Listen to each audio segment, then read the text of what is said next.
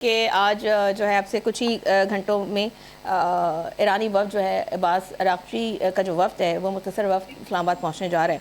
लेकिन हम ये भी देख रहे हैं कि जो अमरीकी वज़ीर जंग है पेट हेगेस्ट, वो ये कह रहे हैं कि ईरान के पास मुआहदा करने का एक अच्छा वक्त है, जो कि ट्रम्प भी ये बारहा ये बात कर चुके हैं। ट्रम्प ने माइंस बिछाने वाली किसी भी जहाज़ या किश्ती को तबाह करने का भी हुक्म दे दिया। हम ये भी देख रहे हैं कि इस तरह के बयान भी आ रहे हैं। आपने हरमत से मुतालिक वक्त ईरान के साथ नहीं है, हमारे साथ है। तो ये तमाम तर सूरत हाल को आप किस नज़र से देख रहे हैं, किस तरह देख रहे हैं? आपको लग रहा है कि जो ये वफ़द आ रहा है, अमरीकी वफ़द और ईरानी वफ़द, ऑल्दो कि हम ये भी देख रहे हैं कि पाकिस्तान अपनी बहुत ही जहानत के साथ सफारतकारी कर रहा है, वो हर मुमकिन कोशिश कर रहा है कि ये दोनों फरीक़ैन जो हैं डायलॉग के मेज़ पर आके बैठ जाएं और इसका एक देरपा और अच्छे रिजल्ट्स आ सकें। तो क्या इन तमाम सूरत हाल में आपको लग रहा है कि कोई डायलॉग हो सकते हैं? सना, आप इनके बयानात पे आप या मतलब पब्लिक या लोग जो है, ऑडियंस जो आपकी व्यूअरशिप जो है, वो इनके लोग अमेरिका और ईरान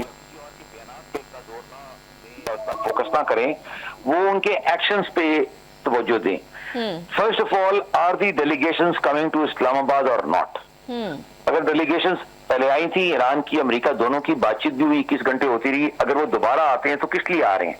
वो एक मसले को हल करने आ रहे हैं ना। मसले का नाम है कि सीज फायर जो अब एक्सटेंड हो चुका है उसको कन्वर्ट करना है वॉर टर्मिनेशन में, यानी कि जंग को खत्म करने का। सीज फायर का मतलब तो महदूद होता है ना, वॉर टर्मिनेशन का मतलब है कि जंग खत्म हो गई है, ठीक है ना, फिर बाकी जो भी होगा पहले जंग खत्म हो गई है। तो ये जो स्पेस है ना, ये उसके लिए, और इसके दौरान पोस्चरिंग भी होगी, बयानात भी होंगे, कोई फायरिंग भी होगी, मिसाइल चल गया, बम चल गया, किश्ती डूब गई, कुछ और हो गया, वो दैट्स पार्ट ऑफ इट। देखिए आप, बड़ी जंगें या खतरनाक जंगें जब होती हैं तो वो एक सेकंड में तो नहीं ना खत्म हो जाती, वो एक सेकंड में तो तभी खत्म होगी ना कि एक पार्टी खत्म हो गई है, हार गई है। उसको कहते हैं अंग्रेजी में अनकंडीशनल सरेंडर, कि एक साइड बगैर किसी शर्त के हथियार डाल दे। तो वो तो सूरत हाल नहीं है ना आपके सामने, ठीक है ना, सबके साथ सबके सामने।